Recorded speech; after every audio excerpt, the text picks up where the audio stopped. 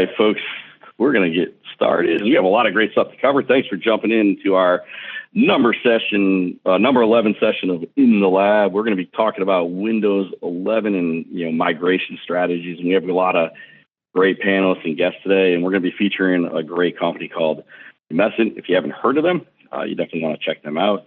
We're going to be talking about different things you can do to migrate to Windows 11 and how to make it a lot easier for you. And I got a great panel today. My name is Pete Downing. I'm the host of the In the Lab, and I got 3 great panelists today and a lot of brain trust on the phone today. So first, I'd like to introduce Mr. Mark Wall. Mark, give yourself a quick intro, and what do you do for Alchemy, and where do you focus? Yeah, thanks, Pete. I'm Mark Wall. Came on recently to head up the Microsoft practice here as a Microsoft practice principal. 30 years in IT, all focus on nothing but Microsoft and their solutions and technologies. So I've been around for a little while in the weeds here. Enjoy helping customers get the most value out of their Microsoft spend and making sure that Alchemy is positioned to deliver on that. Awesome. Well, thank you for joining. I know you're a busy man. And then also on the phone, we got Mr. Jason Willis. If you don't know this guy, you should. But Jason, give yourself a good intro, and what do you do for Alchemy? Sounds good. So Jason Willis, the EUC practice principal here, kind of everything in the digital workplace that it seems. Been doing this now for about 20 years, primarily focusing on virtualization, data center, everything from the endpoint to the back end is really where I've spent a lot of time. Just coming here to really share some information and knowledge with the folks today, and really excited about the content. So been with Alchemy now for about 8 years. So pleasure to meet everyone. You're an OG, right? Yes, sir.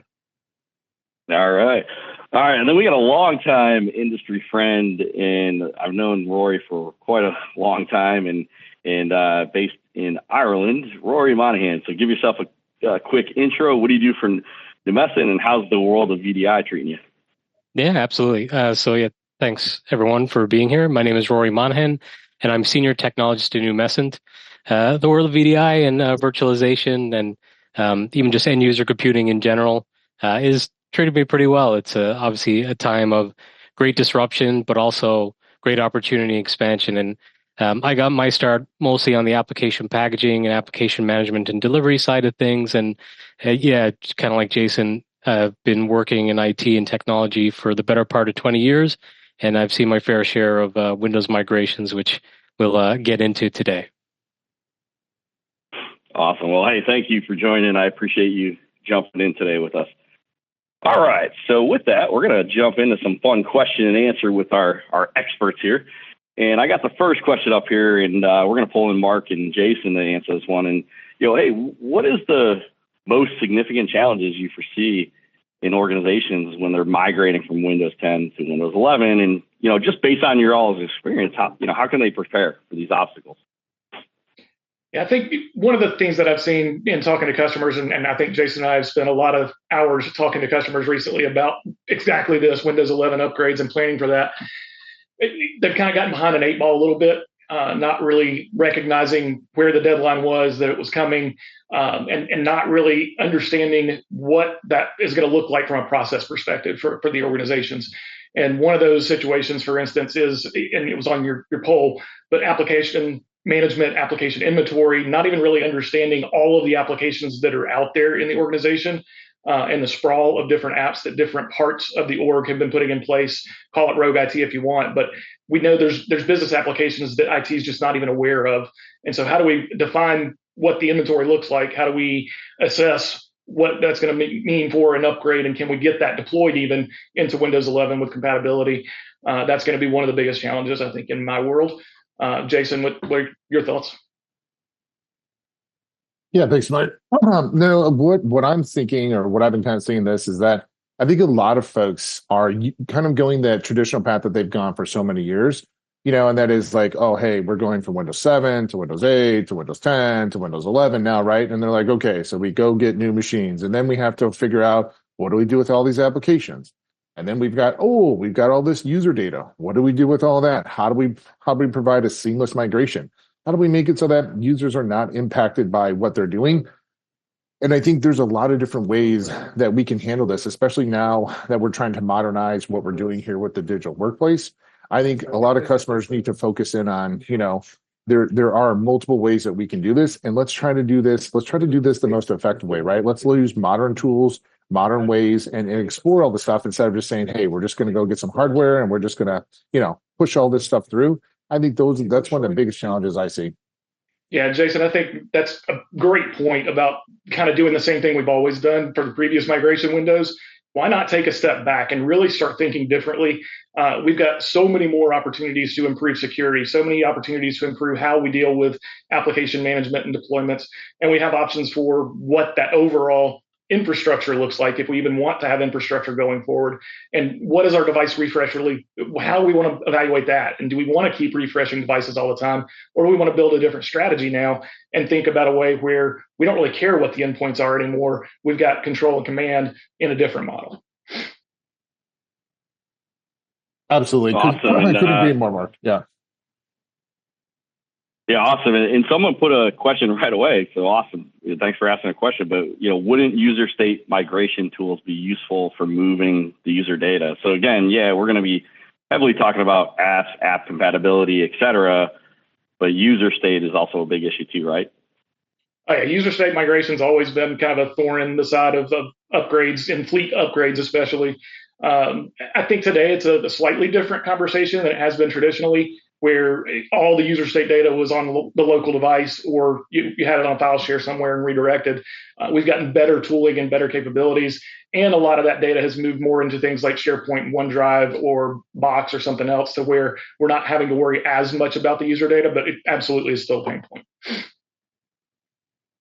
Awesome. All right, so let's run into our second question, and we'll get everybody involved on this one. So with Windows 10 nearing end of life, what should be the top priorities for the various IT departments out there to ensure a smooth transition and, minimize that downtime and disruption? So, guys, based on what you're seeing thus far, like, what do you think is the best way to tackle this? I could go first, if that's okay. Okay. Sure, go ahead, Roy. I was going to say, the saying comes to my mind of fail to prepare to fail. There are multiple different variables to consider with your Windows 11 migration. There's new hardware requirements, for example. That means that if you haven't already started your planning, which some people who had answered in the poll said they haven't started yet, and it might be 6 months from now, you may discover that more of your machines are not compatible with Windows 11 than you expected. And then at that point, you may need to adjust your budget in order to procure new hardware that's compatible. So at that point, you might already be delaying your project, when really, if you start to do the assessment and planning process now, you can prevent delays further on that are then going to possibly disrupt your end users by doing their migrations at an inopportune time for their business or business department. And I think one of the things that is kind of easing some of this transition and upgrades for a lot of people is we're coming out of the COVID life cycle area. So, we're at that 3-year or 4-year mark where the refreshes are happening anyway, because we deployed a fleet of devices during that time period. So a lot of customers are going 30, 40, 50% with a hardware refresh anyway. And to Rory's point, we solved the hardware piece of that because we know we're getting a compatible machine and it's up to date, has all the security features that we would want. And it's getting pretty load with Windows 11. So it's just a matter of redeploying applications and getting those user data deployed down to that machine. So that helps the gap here that we've got and simplifies some of that, both from a timing and a technology and process perspective. But for those other 30, 40, 50, 60% of machines that we're going to have to do the heavy lifting and get those things upgraded, really understanding what tooling is out there to help with the process, Numecent being one of the top here from an application perspective especially, but really thinking about, is it worth deploying an SCCM endpoint management solution to ease that process, to give us the steps that we can put in a task list and automate as much of that as possible, right? And so that also allows us to be flexible with when we do the deployments, less impact on the end users having to sit there for an hour while the upgrade takes place. So that's one of the things that I would really recommend, is just really getting a picture of what tools you have today or what tools could be implemented quickly and more easily to ease the process for you going forward. Cool. Well, my perspective is when looking at this, right, I think one of the biggest things or struggles, right, for a lot of organizations is trying to understand that technical debt, right? For a lot of folks, we've got those applications that we have been carrying along for many, many, many years now that are still vitally important to the business, but yet they haven't been modernized, right? Some of these could be homegrown, some of these could be applications that were purchased many years ago and have been customized throughout time to the point where the standard install is just not an option anymore. I think that's one of the things that we really have to consider is going through those fleet of applications, right? Is there a way that we can standardize applications? Can we go out here and get a specific version? Can we get rations? How do we get a better grasp of what they have? If we've been pumping out versions through various different deployment methods with various solutions over time, where do we have standardization? I think this is the time that a lot of folks should be looking to say is, hey, how do we go out there? How do we get a better way to deploy this, right? We have this giant application sets and have sprawl, and we've got all this data about how they're used and whatnot. How do we go through? How do we standardize? How do we optimize? How do we make this a streamlined delivery so it can be contextual to the user, right? So when that user logs into that device, they're seeing the applications that they need, right? It isn't these broad strokes where we're just painting applications across all these machines and installing all these components, right? People need to get the point is how do we make this better for the end user, regardless of how they're accessing endpoints, right? We need to find ways to streamline application delivery, make it so that it's a modernized solution, right? For so long, we've been using, various different deployment methods that have been installs. And if we have issues, how do we get back, right? I think going to Windows 11, we need to find a new approach, a new way that's able to streamline it, optimize it, and make it better for the user. And that's really where I think Numecent comes in and shines, above all the rest in the fact that they are a true enterprise delivery platform that enables users to get the applications that they need at the right moment. So that's where I think some of the biggest challenges are. And that's really why we brought Numecent in today, is to help users kind of see how they're able to take this challenge that seems somewhat huge in that moment, right? Pushing that boulder up a hill. How do we make that a simpler process? How do we make it easy for IT so that when they package that application once and they consume that application, how do we make it so that we can make that feasible for everybody, right? Package once, deliver anywhere. So I love to kind of hand it off to Rory here and give him the stage to kind of talk about a lot of these options and how Numecent really does help with these challenges. Perfect. Thanks so much, Jason. Let me just clear out my screen here so everyone can see. Excellent. Yeah, so I guess hopefully it's not a surprise. I know we were talking a little bit about how the Windows 10 end of support may have snuck up on some people. But the reason why we're having this session today and why it's so timely and pertinent right now is because the simple fact of the matter is Windows 10 end of support arrives October 14, 2025, which makes now the time to start your migration if you haven't already. And it seems like around 45% or so who answered the poll question are already in their Windows 11 migration at some point. Now, according to the late great Chris Jackson, who was also known as the app compat guy at Microsoft, the typical Windows OS version upgrade project takes about 12 to 18 months or more to complete, which means if you have not yet started your Windows 11 migration project, you're already in that crunch time period of about 12 months. After October 14, 2025, you will no longer receive the all-important Windows updates. So if you go past that, any Windows 10 device that you want to remain secure, you're going to have to pay for the extended security updates from Microsoft, which frankly, I mean, if you have to, you have to, but certainly that part of your budget would be better spent on modernizing and for other initiatives. And at a very high level, and some of this is going to be very relevant to what's already come up in the Q&A, but some of the obstacles or ingredients that make up your Windows desktop migration would include suitable hardware. Now, if you look at just the minimum spec requirements for Windows 11, you may see that it's pretty similar to Windows 10 in terms of CPU, memory, and storage or disk space, right? But where the differences come in are regarding some of the security hardening within the OS and some of the other features as well that may be coming online with some of the AI capabilities too soon. And because of that, a requirement is a trusted platform module chip, which is a physical piece of hardware. It is a chip that has been available as an option from most enterprise-grade hardware vendors for some time, but it's not an option that everyone has selected for their hardware. Alternatively, you could have a vTPM, so like a virtual TPM, and that's something that's been supported by most CPUs that have been produced over the last 3 years. So if your hardware happens to be new or you're refreshing right now, you may be in good standing from a TPM compatibility perspective.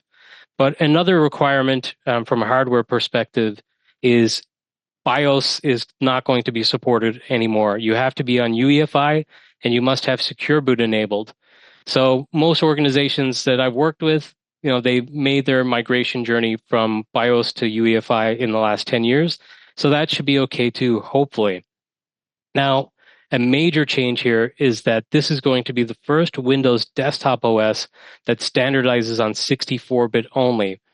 I can know, just speaking to some of my previous organizations that I worked for, that's going to be a problem.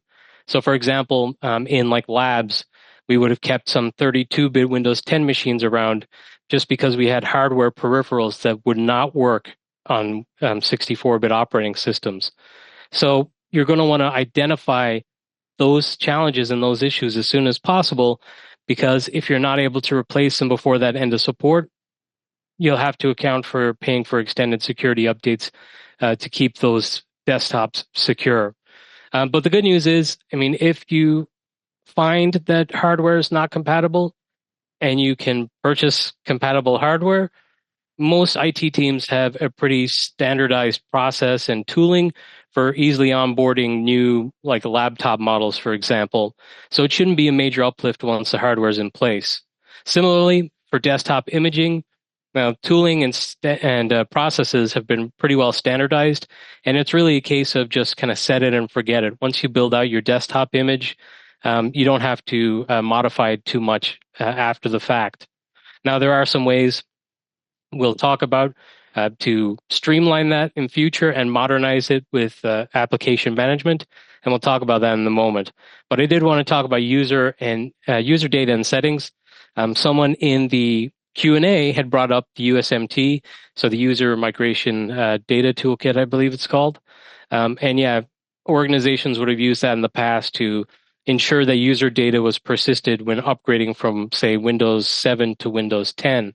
And as Mark correctly stated, just through modernization of user data and settings management with things like OneDrive, with SharePoint, with profile management solutions like FSLogix, that's maybe less of a concern now for most organizations, because they wouldn't allow users to write data to certain locations, and then the locations they did allow them to write to would be just roamed through these solutions like OneDrive. So if you spend time modernizing there, you should be in pretty good standing for your Windows 11 migration. But where a major challenge is in the applications. Unfortunately, no two applications in an enterprise are the same. There's just so many variables that you have to account for with applications, and there's inevitably going to be applications that you encounter during your migration that are going to be a problem. And if you're saying that, I'm just going to start my migration in a couple months and hope for the best, you may encounter an application that's required by everyone in the organization or just by a substantial number of people in the organization that may not work.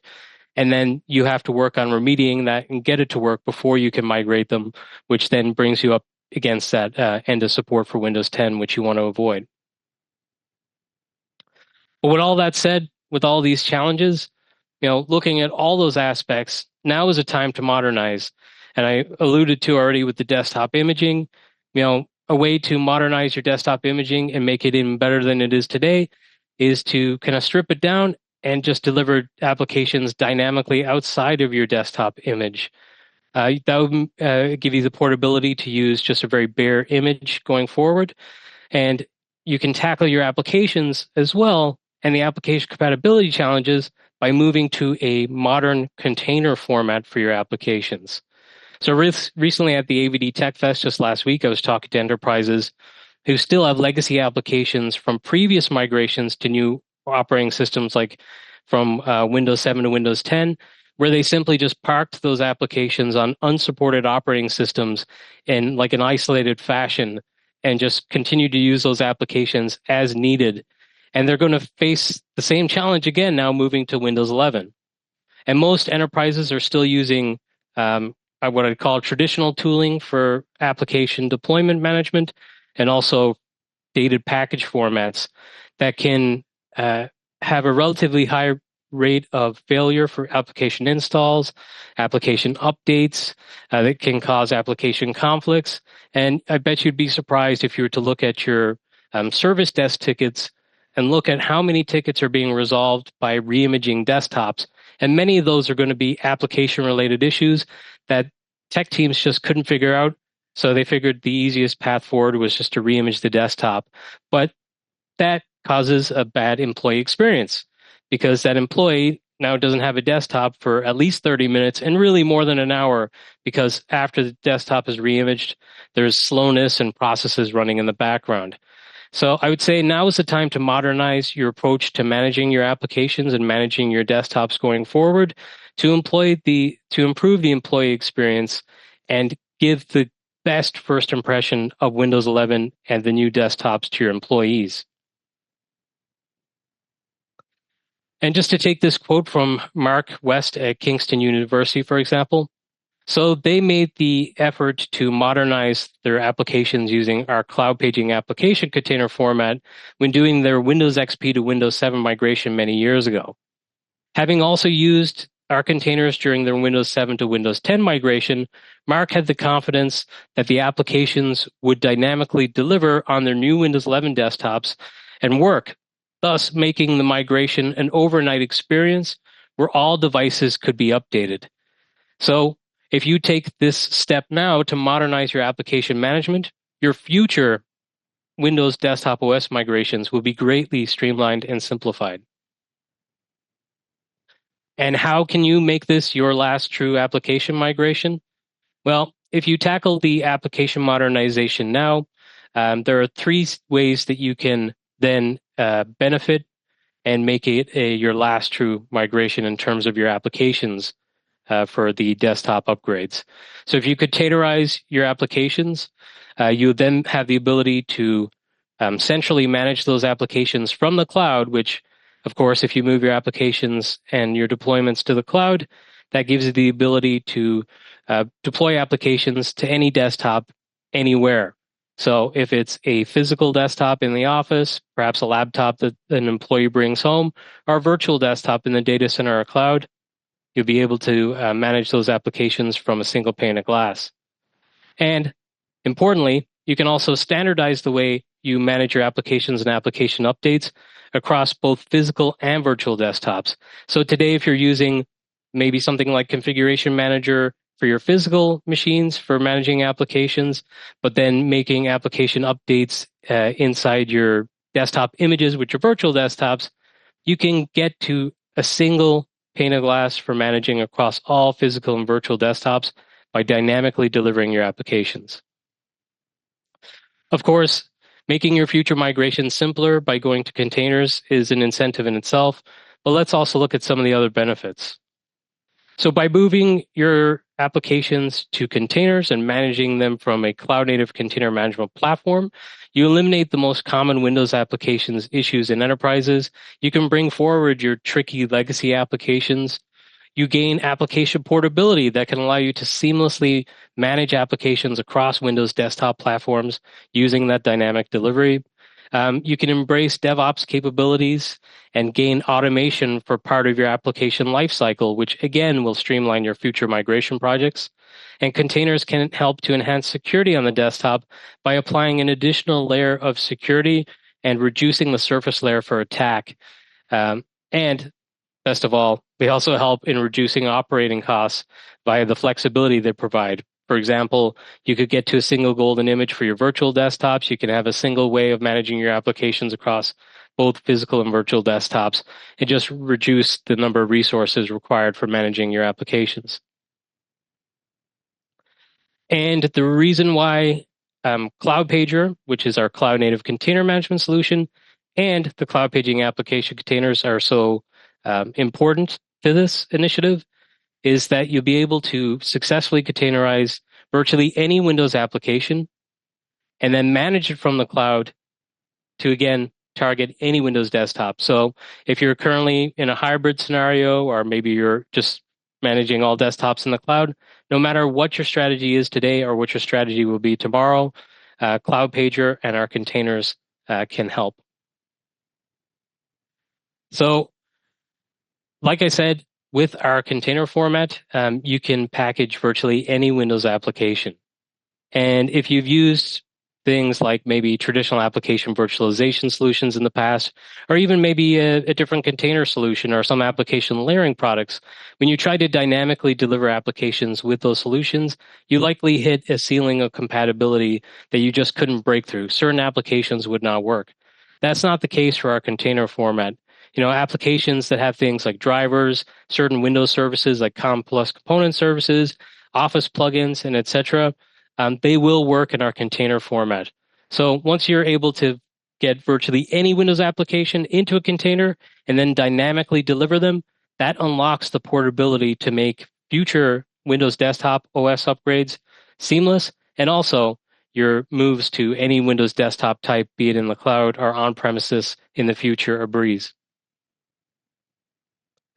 And the reason why we're able to achieve such a high rate of success with packaging and delivering virtually any Windows application is because of how unique our cloud paging application container is. So you can see on the slide deck here, we've got an example of our disposition layers, as we call them, which are like layers of isolation that you can apply within your application container.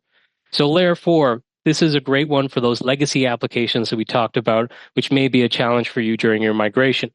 So, for example, if you have an application that relies on, say, an obsolete OS component that's no longer available in Windows 11, you could potentially take that component and include it in your application container and set that to run in layer 4, which will essentially fully isolate that file. And that means it's not going to conflict with the underlying OS. The application will see what it needs, and the application should work. Also, for applications that are legacy and maybe not working natively on Windows 11, you could have your applications in layer 4 and set them to run in a specific Windows OS compatibility mode too, if you choose. Layer 3, which is highlighted in red there, is what we say is our good default layer. So it's a good starting point for your applications because it allows enough interaction with the underlying system and other applications to provide a pretty high rate of success first time when you package your applications. And then uniquely, we also have layer 1 and layer 2, which essentially allows you to dynamically deliver your applications as a container, but have those files and components presented just as though the application was installed. But it's not installed. It's still being dynamically delivered without that disruptive installation process. Now, if you're looking at this and saying, well, that's a little bit complicated and confusing, don't worry. You don't have to apply these layers globally to every application. You could, say, use layer 3 and then on a as-needed basis, set a certain directory to layer 4, or even go down to the file level and set it to layer 4. And if you're like, oh, well, this also sounds complicated, how am I supposed to know what should be in what layer? We've actually built in enough intelligence within our packaging tool called the Cloud Paging Studio to be able to handle certain application components, like, say, printer objects or printer services, printer drivers rather, to automatically apply the correct layer for those applications. So you should find packaging with our solution to be pretty straightforward. But I would like to now demonstrate what it's like to dynamically deliver your applications with our containers from our cloud-native container management platform, Cloud Pager, and just get into some of the modernization that you can do and achieve, and also some of the capabilities that may help with your future migrations too. Okay.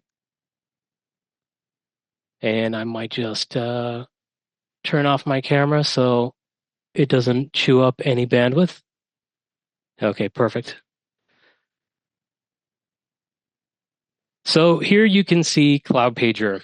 This is what administrators will see within Cloud Pager, and I'm already in the Applications tab. And we can see that I've already got many applications already published in my tenant. So we have our cloud paging application containers published, which is what I just talked about, which has support for virtually any Windows application. But Cloud Pager also supports other package formats too. So you can see I've got some AppV applications in here, and I've even got some of Microsoft's latest and greatest format, the Microsoft MSIX container too. So it's a container management solution, not just a Numecent specific container management solution. Now, if I wanted to add my own already packaged applications, I could do that simply by clicking Add Application, going through one by one like a traditional tool, but I don't have to. I could highlight multiple packages at once. So, for example, I've got an AppV package here, and I've also got a Cloud Paging application container. And I can just highlight and drag and drop these onto the Applications tab, and that'll initiate the upload sequence. So we could see 7-zip, which I picked because it's a pretty small application, and we only have so much time here today, is already uploading. But I don't have to wait for it to complete uploading. I can actually use this time to go ahead and update the application information. So, for example, I'll set an application name that works. I'll put in the application version. I'll put in the actual publisher information, give it a nice tile image, which, let me see here.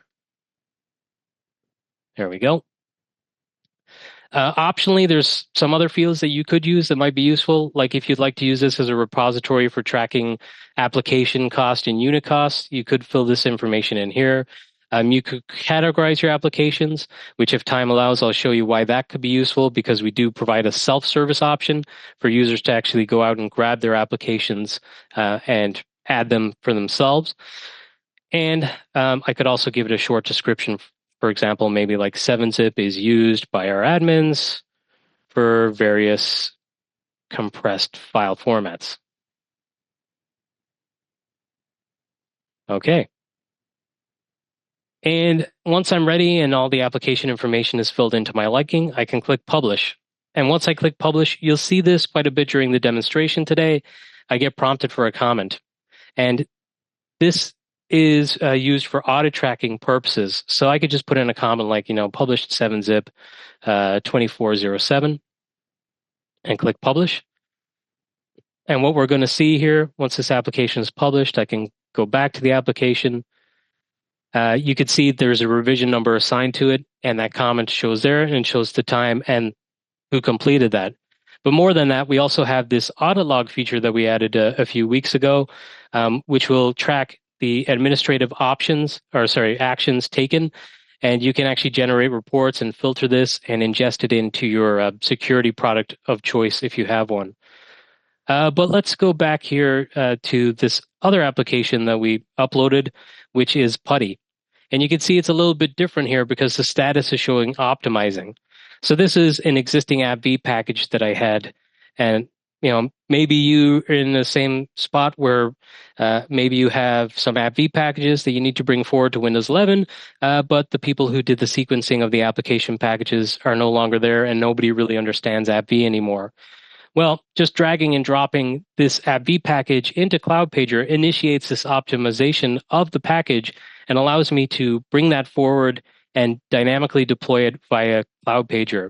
And best of all, by optimizing your AppV packages with Cloud Pager, you eliminate the need for things like connection groups, for using Run Virtual, perhaps for your Office plugins, and you can extend the life of your AppV packages past the estimated end of life of AppV.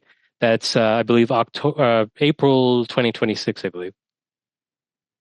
But let me just quickly go ahead and update the application information here, and then we can get into showing how to dynamically deploy these applications to a desktop. And I'll just leave the other optional fields here. Published Putty. And you can see before I publish it, this is an AppV package, but it does apply some unique settings as well. Not just can you eliminate things like your connection groups and so forth. You also get the ability to increase performance of your applications as well with our patented prefetch feature, which we'd be happy to share more information about if you're interested in that. Okay. Hey, Rory, So a good question just came in. It kind of aligns to what you're talking about. So it's saying, hey, can I assume you can have it supersede other apps and publish at a specific time and date? So can you kind of time out when you push a package out or an update out, and can you have certain things supersede other things? So I will demo the application update process in just a moment. But we have something called work pods, which I'll show, where you could have like subsets of employees and security groups and have kind of a trickle out approach to your applications and application updates, if that's what you'd like to achieve. And that might become a bit more clear just as I go through the demonstration. But cool.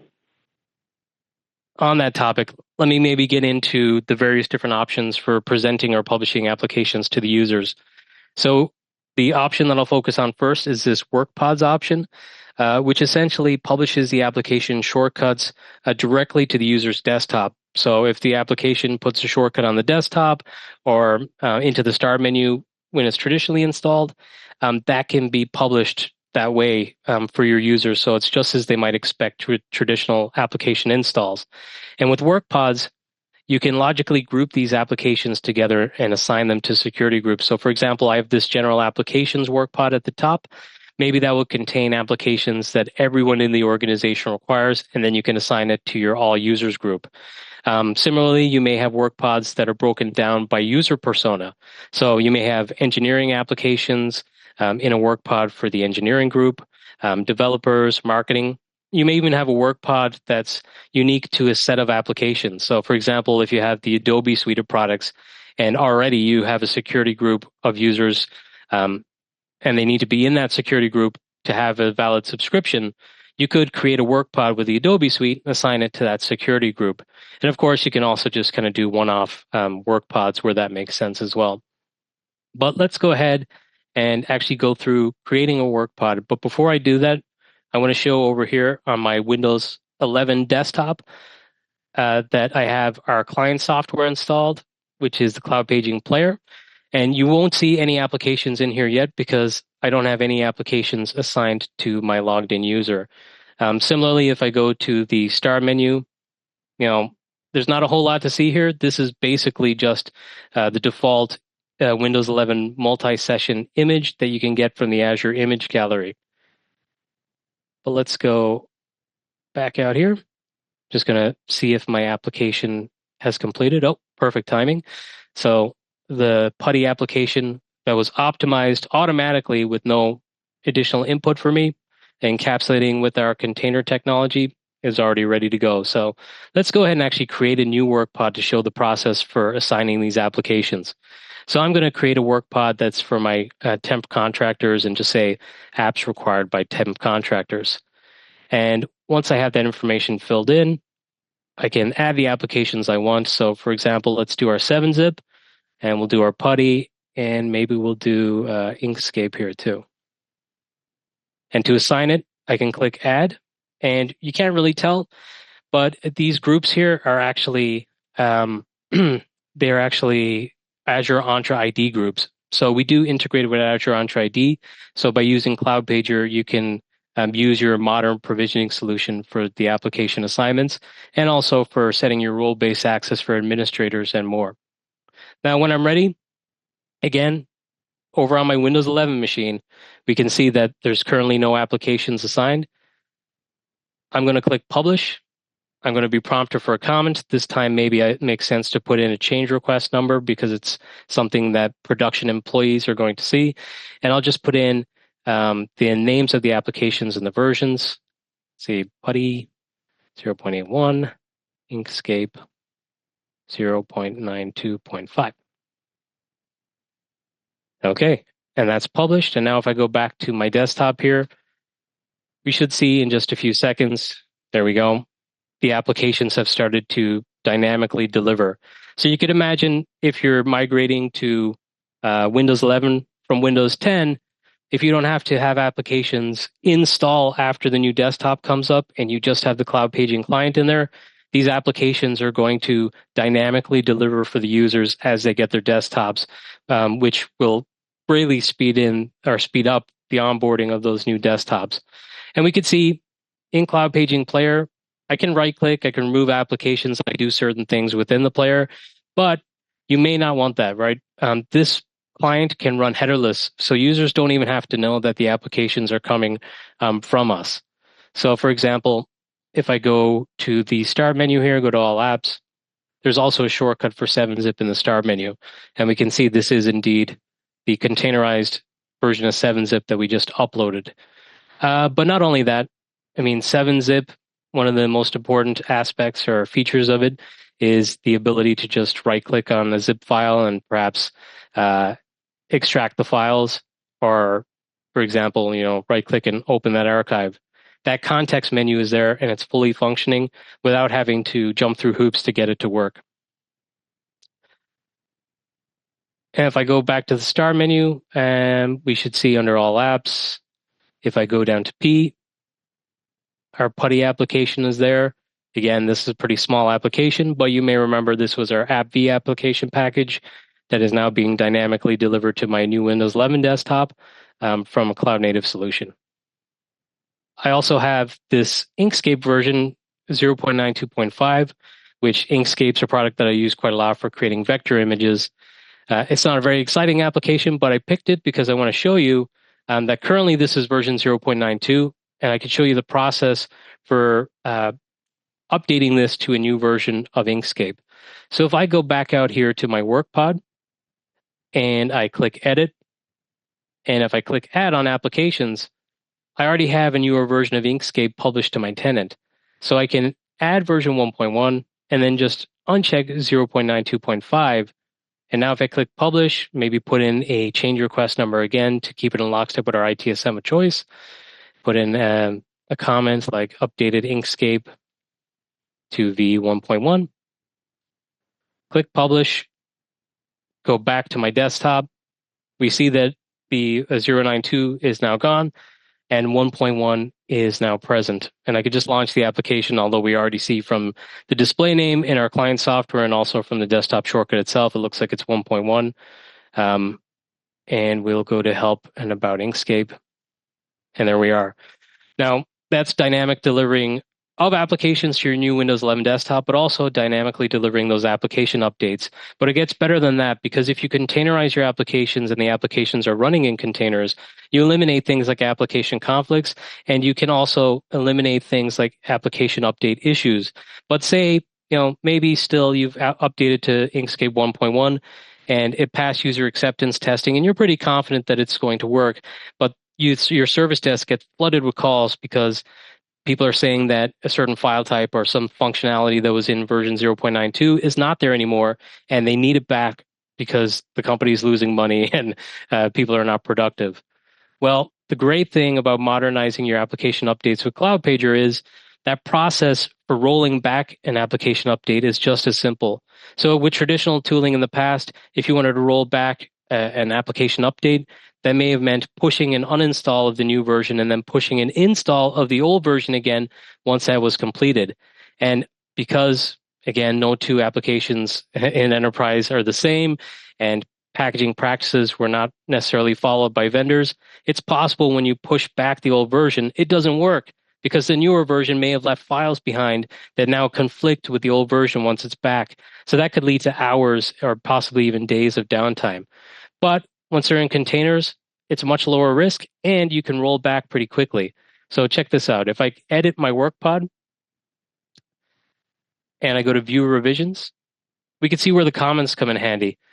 So just from looking at the comments, I could see what's different. But if I click on this revision, we'll see over in the version column that Inkscape is now 0.92.5 in this revision, and it's 1.1 in the newer revision. So I could just click on the earlier revision, click rollback. It's going to give me confidence that this action will only modify that one application, so I could be sure of what's going to happen. And when I click rollback work pod, we are going to see that version 1.1 will go away and version 0.92.5 will come back. Hey, Rory, so while you're on this topic, a question kind of came in that aligns very well to what you're talking about. So in the kind of spirit of upgrading and downgrading or rolling back, is it possible to say like, hey, these apps auto update, but they have to stop at a specific version or lock it at a specific version until maybe you're ready to move it to the next version? So can you say, hey, this app needs to be at version X, but it has to stop, is the question.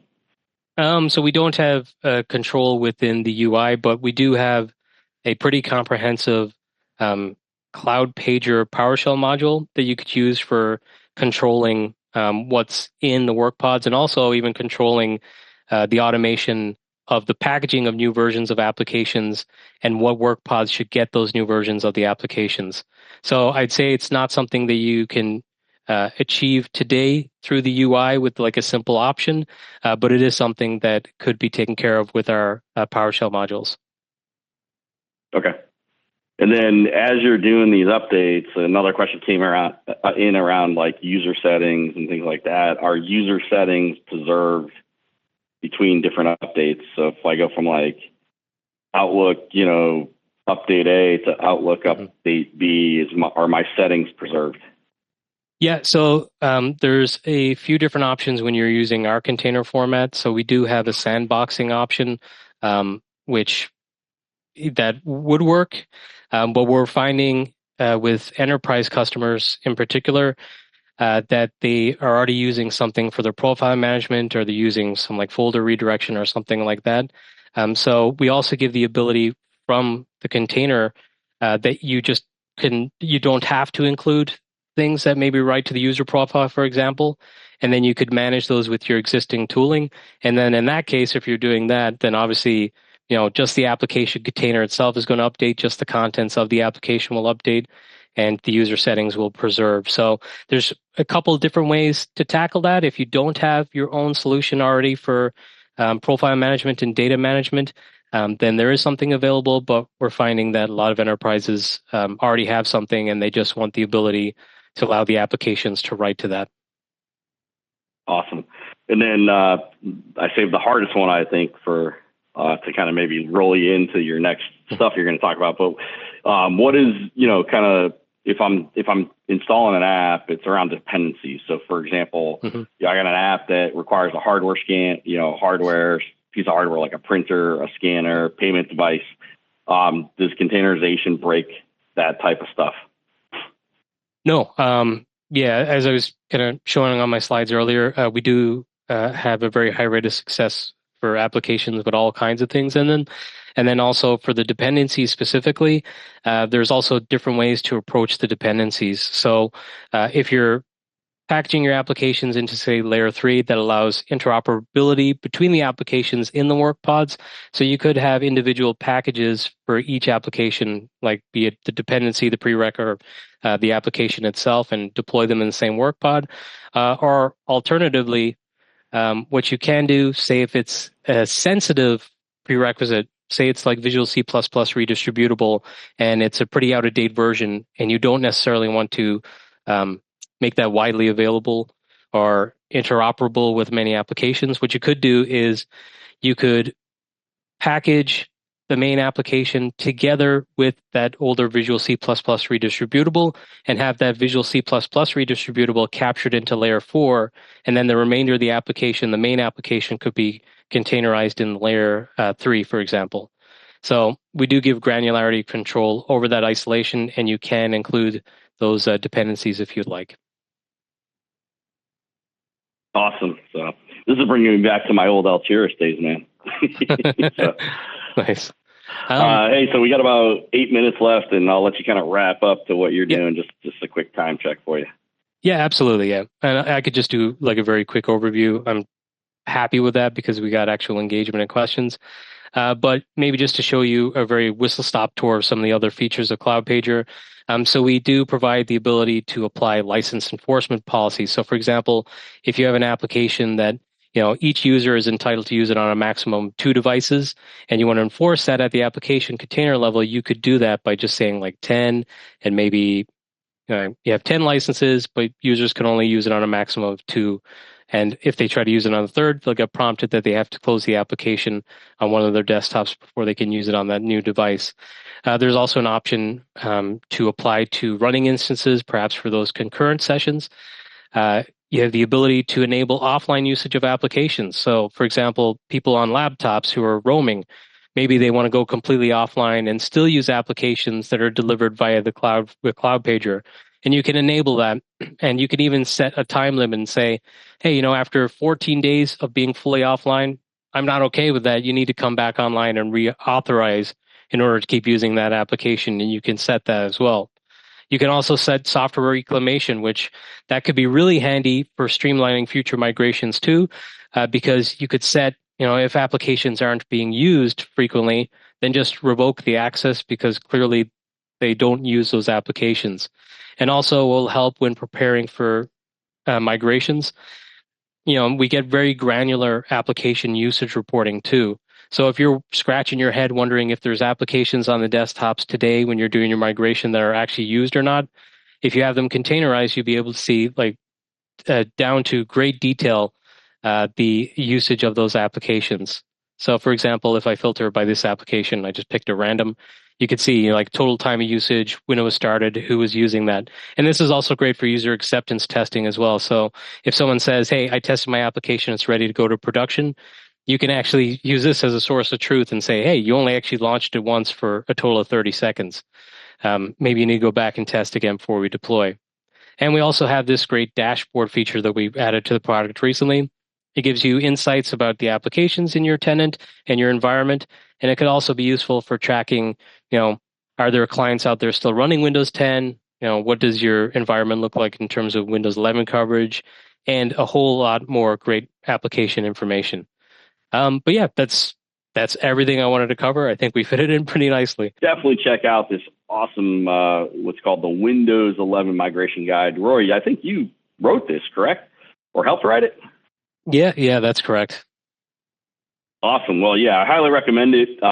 If you hit the QR code, it's going to take you to the download page. All right, folks. Well, we're going to come to the end of our number 11 session of In the Lab. And so with that, I'm going to say, hey, Roy, give us final thoughts you want to leave with the audience before we jump off today. Any final thoughts?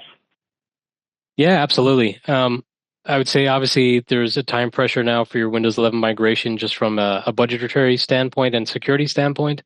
But I would take the time into considering your modernization efforts too, because if you try to introduce, like, say, a new security product when you're in steady state, the potential for disruption is much greater.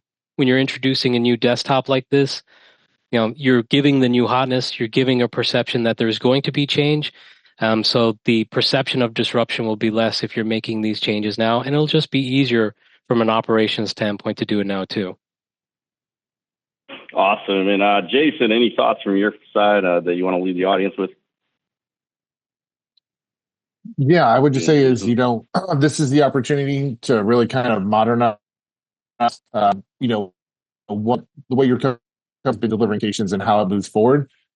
Take this time, take all this information to really take a hard look and don't always just lead with, well, this is the way that we've always done it. Let's see what it looks like to take the next step. Awesome. And then Mark, final thoughts from you, and you get the last say. Yeah, it's time to think differently. It's time to look at what new opportunities you have to deliver great end user experiences and implement tooling and services that help you do that. So looking at cloud virtualization, looking at the Numecent to help with application delivery and containerization is just going to solve a lot of problems that we've always dealt with traditionally in these migration windows. Gentlemen, I want to thank you for taking time out of your busy schedules to join us on our In the Lab. And Roy, hopefully you found this fun. I'd love to get you on in the future again. And thanks for jumping in. And as I always say, have a great day and see you all on the flip side.